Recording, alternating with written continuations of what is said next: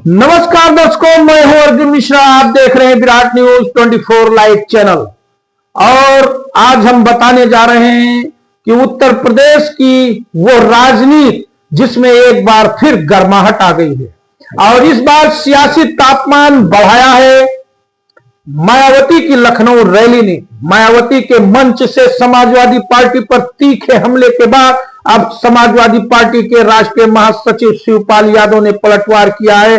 वाराणसी पहुंचे शिवपाल यादव ने मायावती के साथ बीजेपी पर भी जमकर निशाना साधा और 2027 के विधानसभा चुनाव को लेकर हुंकार भर दी है। शिवपाल यादव ने कहा कि आज प्रदेश में लैंड ऑर्डर नाम की कोई चीज बची ही नहीं। कानून व्यवस्था पूरी तरह से ध्वस्त हो चुकी है। अस्पतालों में डॉक्टर नहीं है, दवाई नहीं है, स्वास्थ्य व्यवस्था पूरी तरह से चरमरा गई है। बिजली की महंगाई ने जनता की कमर तोड़ दी है और सरकार के दावे अब खोखले लग रहे हैं। उन्होंने कहा बीजेपी ने जो वादे किए थे वो बस भाषणों में रह गए हैं। शिवपाल ने कहा सरकार ने कहा था कि महिलाएं रात में भी सुरक्षित रहेंगी, लेकिन हकीकत यह है कि आज प्रदेश की महिलाएं सुरक्षित नहीं है। थानों और तहसीलों में बिना रिश्वत या बिना दबाव के कोई काम नहीं हो रहा। जनता दुखी है, परेशान है और महंगाई से त्रस्त है। उन्होंने बिजली के स्मार्ट मीटरों पर तंज कसते हुए कहा कि मीटरों ने तो लोगों की जिंदगी में अंधेरा फैला दिया है। उन्होंने आउटसोर्सिंग वाली नौकरियों को लेकर भी बड़ा बयान दिया। बोले 14,000 रुपए वेतन में 4,000 तो ठेकेदार ले जाता है, बचते हैं बस 8,000। पूछो क्या 8,000 में कोई परिवार चला सकता है?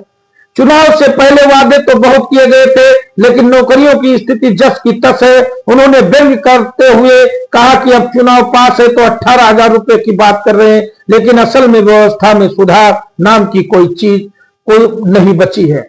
शिवपाल यादव ने बीजेपी पर आरोप लगाया कि अब वो दलितों और पिछड़ों की वोट बैंक की राजनीति कर रही है। उन्होंने कहा कि बीजेपी घबराई हुई है क्योंकि 2024 में समाजवादी पार्टी ने अच्छा प्रदर्शन किया था और अब 2027 के लिए भी पूरी तैयारी कर रही है। उन्होंने दावा किया कि किसान, दलित और मजदूर अब सपा के साथ है और यही बीजेपी की सबसे बड़ी चिंता का विषय है। मायावती के सियासी तेवर पर भी शिवपाल का पलटवार साफ था। बोले बीजेपी और बीएसपी दोनों घबराए हुए हैं क्योंकि जनता अब सब कुछ समझ चुकी है। जो उपेक्षित तबके के हैं वो अब एकजुट हो रहे हैं और समाजवादी पार्टी के साथ हैं। उन्होंने कहा कि गठबंधन की बात पर अंतिम फैसला राष्ट्रीय अध्यक्ष अखिलेश यादव लेंगे, लेकिन उन्हें साफ संकेत दिया कि सपा, कांग्रेस और प्रगतिशील दल एकजुट होकर बीजेपी को मात देंगे। आजम खान की वापसी पर भी उन्होंने बड़ी बात कही। बोले आजम खान समाजवादी पार्टी के संस्थापक नेता हैं, 10 बार विधायक रह चुके हैं, 2 बार सांसद रह चुके हैं, उनकी पत्नी और बेटा भी विधायक रहे हैं। ऐसे वरिष्ठ नेता को सुरक्षा मिलना जरूरी था और मिल गई तो कौन सी बड़ी बात है। आजम खान की वापसी से पार्टी को पूरी मजबूती मिलेगी। वाराणसी में विकास के सवाल पर शिवपाल ने प्रधानमंत्री नरेंद्र मोदी की उपलब्धियों पर भी सवाल खड़े किए। उन्होंने कहा कि जिस स्मार्ट सिटी का वादा किया गया था वो धरातल पर कहीं नहीं दिखती। बोले स्वच्छ भारत का नारा लगाया गया, लेकिन मुझे तो वाराणसी में स्वच्छता नजर नहीं आई। जिन चौड़ी सड़कों की बात हो रही है उनकी शुरुआत तो हमारे ही समय में हो गई थी। तालिबान पर पूछे गए सवाल पर शिवपाल यादव ने कहा चुटकी ली, आज देश में विकास नहीं फोटो की राजनीति हो रही है। अगर किसी फोटो पर सवाल उठा दो तो आपको भी अंदर नहीं जाने देंगे। उन्होंने कहा बीजेपी देश में असल मुद्दों से ध्यान भटकाने में माहिर हो गई है। बिहार चुनाव पर भी शिवपाल यादव ने कहा कि भविष्यवाणी की और कहा बिहार में अब बेईमानी की पोल खुल चुकी है। वहां तेजस्वी यादव की सरकार बनेगी, इंडिया गठबंधन की सरकार बनेगी और बीजेपी की विदाई होगी। बंगाल से लेकर बिहार और फिर उत्तर प्रदेश तक जनता अब बीजेपी को हटाने के मूड में है। शिवपाल यादव ने यह भी कहा कि किसानों को उनकी फसलों का मूल्य नहीं मिल रहा।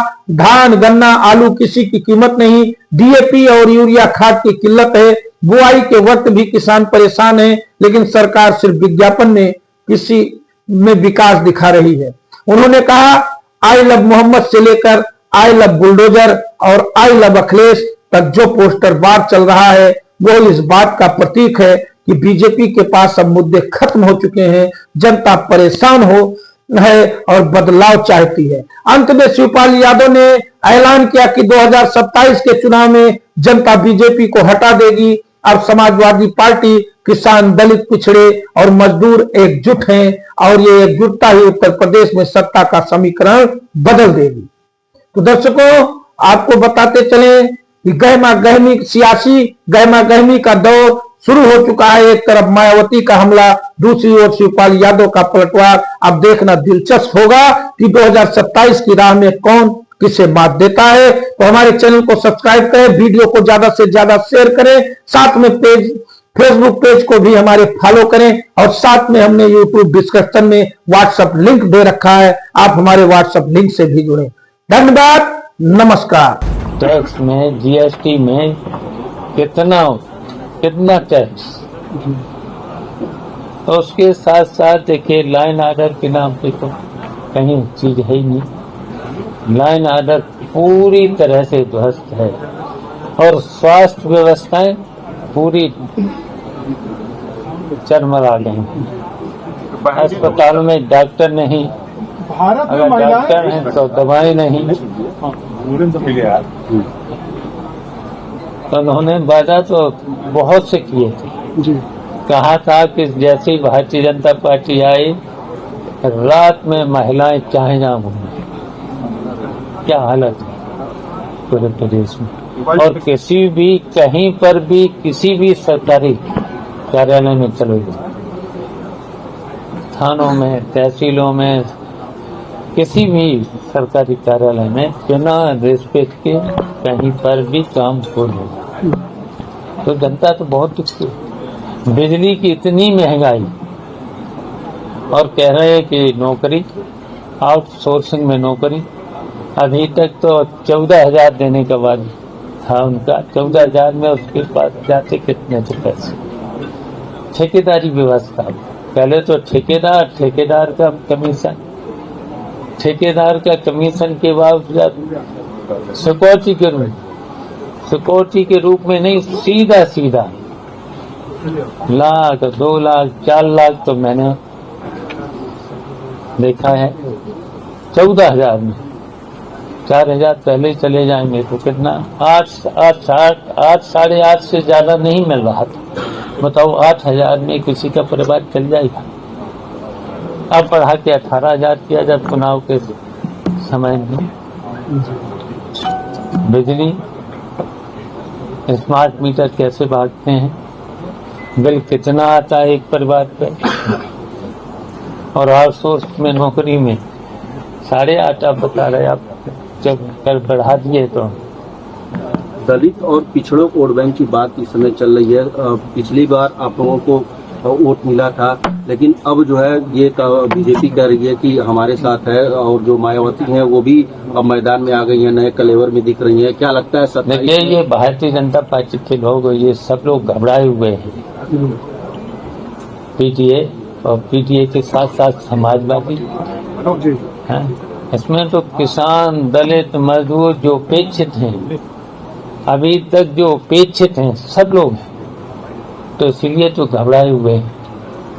2024 में बहुत ही अच्छा प्रदर्शन रहा समाजवादी पार्टी का, और अभी से ही 27 को लेकर तैयारियों की बात कही है। आपने स्पष्ट किया है कि कांग्रेस के साथ आप लोग जाएंगे, कांग्रेस ने लिखा है, लेकिन आप एक मार्गदर्शक के तौर पर भी हैं, बड़े उस पर हैं, और क्या कहेंगे आप, क्या मानते हैं कि समाजवादी पार्टी को 403 में से कितनी पर भूमिका होनी चाहिए, तैयारी कितनी पर होनी? देखिए, अभी तो समय आएगा, हमारा सेंट्रल पार्लियामेंट बोर्ड भी है, सबसे विचार विमर्श करके राष्ट्रीय अध्यक्ष फैसला ले लेंगे, उसकी चिंता मत करो।